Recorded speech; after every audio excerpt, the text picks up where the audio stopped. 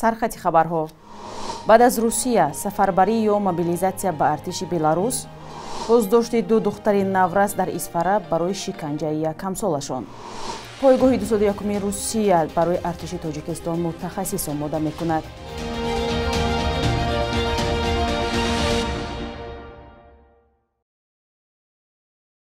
салом бинандаҳои азиз, умедворам хубед. ҳафтаи нави корӣ бароятон бубарор бошад. навиди бомдодиро бо охирин хабару гузоришҳои Тоҷикистону ҷаҳон тақдиматон мекунем.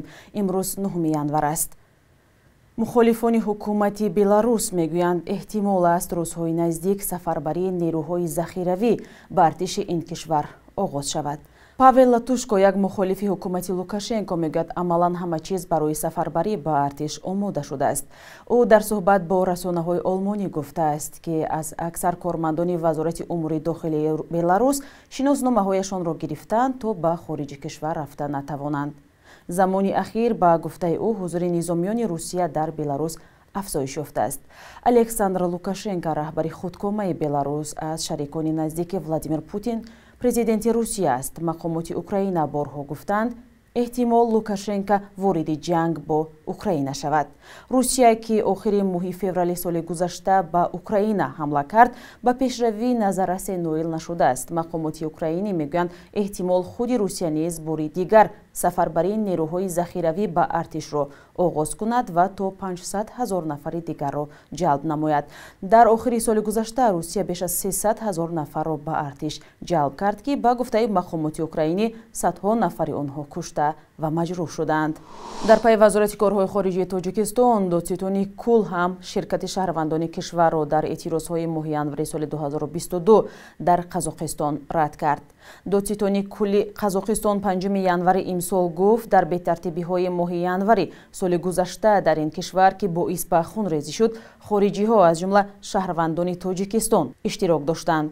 бо нашри як хабарнома рӯзи 7 январи имсол Доцитони Кули Тоҷикистон гуфт, ба ин ниҳод аз ҷониби Доцитони Кули Қазоқистон ягон маълумоту дархосте барои оғози тафтишоту баррасии парвандаҳо ворид нашудааст. ин ниҳод таъкид кардааст, ки дар бетартибиҳои оммавии Қазоқистон тоҷикон даст надоштанд. дар эътирозҳои моҳи январи соли гузашта дар Қазоқистон 227 кас кушта шуд. дар робита ба ҳодисаҳои моҳи январ раиси кумитаи амнияти Қазоқистон ва вазири дифоъ боздошт шуданд. нерӯҳои пойгоҳи низомии 201 Русия дар Тоҷикистон дар соли 2023 барои қувваҳои мусаллаҳи ин кишвар 1000 нафар мутахассис омода хоҳанд кард. дар ин бора дафтари матбуоти ҳавзаи марказии низомии артиши Русия хабар додааст. ба навиштаи манбаъ, таълими сарбозони тоҷик якбора дар ду размоишгоҳ Лоҳур ва Самбулӣ аз рӯи 14 ихтисоси низомӣ баргузор мешавад. аз ҷумла ронанда ва танкчиёни Т-72, командири экипажи мушакандози чандгона, тирандози БТР-80 ва БМП-2, афсари иттилоотӣ ва норинҷагандоз. пас аз анҷоми давраи омӯзишии 3 моҳа, мутахассисони тоҷик аз аслиҳаи мошинҳои низомӣ, аслиҳаи тирандозӣ ва гранатометҳо, тирандозии назоратӣ мегузаронанд. пойгоҳи 201 Русия, ки бузургтарин пойгоҳи низомии ин кишвар дар хориҷа мебошад, 7000 сарбоз дошта, дар шаҳрҳои Душанбе ва Бохтар ҷойгир аст. ҷура Ҳошимӣ, шоири халқӣ ва узви иттифоқи нависандагони Тоҷикистон, имрӯз 9 январ 75 сола мешавад. шеъри шоири бачаҳо ҷура Ҳошимӣ хеле содаву равон ва барои аксари кӯдакони тоҷик фаҳмост.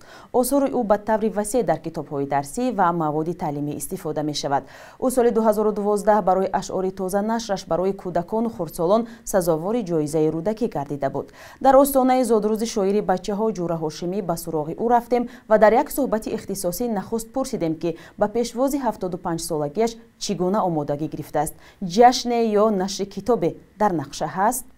امسال در تهران در ایران تسکیری ادبیات بچه ها که همراه استاد علی باباجان ساخته بودیم بعد از 10 سال سال 12 نشر شده بود به نشر رسید و به این واسطه از 50 بیشتر شاعرانی که برای بچه ها می نویسند در ایران معرفی گردید و این بسیار موفقیت کلان است برای ما ادیبان بچه ها.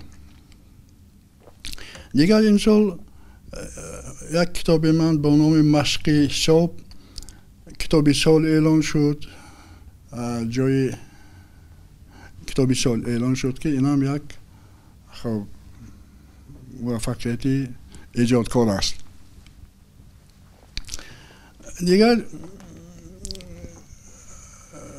روشک اتفاق نویسندگان به این مناسبت خب یک به واسطه ادبیات و صنعت تبریکات و تهنیت ما را به این مناسبت تشکیل کرده است که بسیار منتدار هستیم. شما سابق مدیر شعبه ادبیات بچگانه در اتفاق نویسندگان بودید و کلاً از وضع آن آگاه هستید. ادبیات بچگانه ما امروز در کدام سطح قرار دارد؟ خب امروز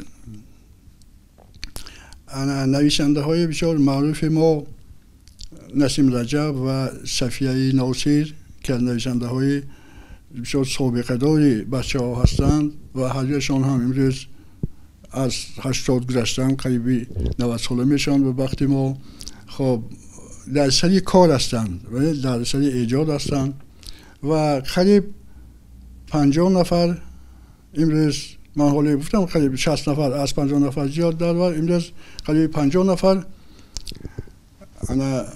شاعران و نویسندگان برای بچه ها اثر می نویسند و طبیعی است که نسبت به آنهایی که برای کلانسالان می نویسند کمتر است و در وقتش در همه سیستها استاد مرزا توسن‌زاده میسید مشکر بانگ خطر می زدند که ادبیات بچه ها دیر میماند، خفا میماند، پیشروی در ادبیات بچه ها کمتر است. این طبیعی است چون که یک ادبیات شناس گفته است که ادبیات بچه ها این کوشش نیست بلکه جوشش است. صحبت کامل ما رو با جوره هاشمی شاعری بچه ها در وبسایت رادیو آزادی و هم آزادی ویدیو تماشا کنید. در شهر اسفره علیه دو دختر نابالغ که در نوار همسالشان را لطوکوب کرده به دریا پرتافته بودند پرونده جنایتی باز کردند.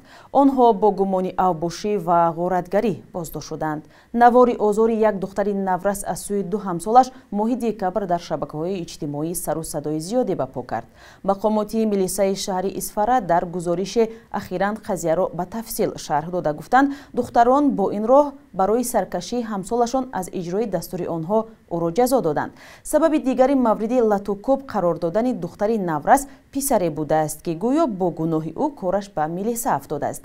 نظر دختران بازداشت شده و پیوندان آنها به قضیه دسترس نیست، اما مسئول شعبه کارهای داخلی در اسفره گفته است دختران نابالغ از عائله‌های ناسالم بوده تا بازداشت هم در قید نورسان دشوار تربیه و آواره‌گرد قرار داشتند. دختر دیگری که جریان آزار و اذیت دختر نورس از سوی دو همسالش را نوار می‌گرفت نیز بازداشت شده به اوباشی و جلب نورسان به جنایت متهم شده است. بخش یک روز تاریخ تقدیمتان می شود که مهمترین تحولات تاریخی 9 انور را فرا می‌گیرد.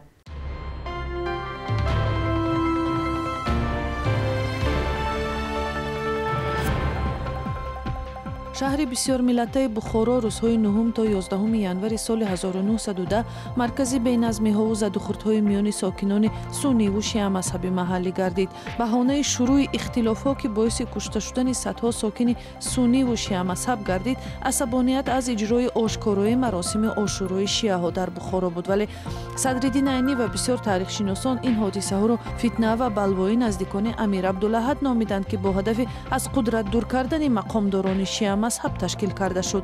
امیر طلب اکثر اعتراضگران سنی مذهب را اجرا کرده، قشبگی استانقل و دیگر مقامداران شیعه را برکنار نمود. 9 ینور سال 1940 در تاجیکستان شوروی اتفاق آهنگسازان تأسیس و رهبری آن را سرگئی بالاسانیان به عهده گرفت. تشکل جمعیتی که عضویت در آن امکان رسمی نشر و تبلیغ کارهای ایجادی آهنگسازان را فراهم می‌کند. برای تشکل مکتب موسیقی ملی تأسیس مکتب‌های ویژه موسیقی و ایجاد اثرهای زیاد مساعدت کرد. عین زمان وظیفه مهم این اتفاق هم‌آوازی با ایدئولوژی حکومت است که امروز هم به همین شیوه ادامه دارد.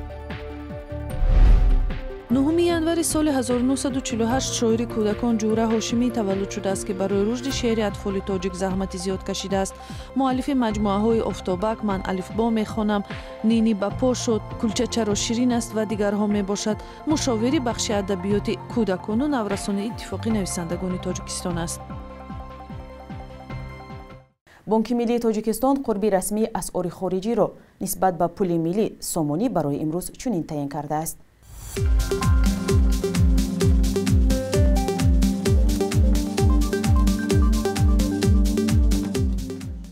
бинандаҳои азиз, шумо навиди бомдодиро тамошо кардед. навиштани назару пешниҳодҳои худро ба мо фаромӯш накунед. То фардо дар ҳамин вақту соат. хайр, худо нигаҳдор.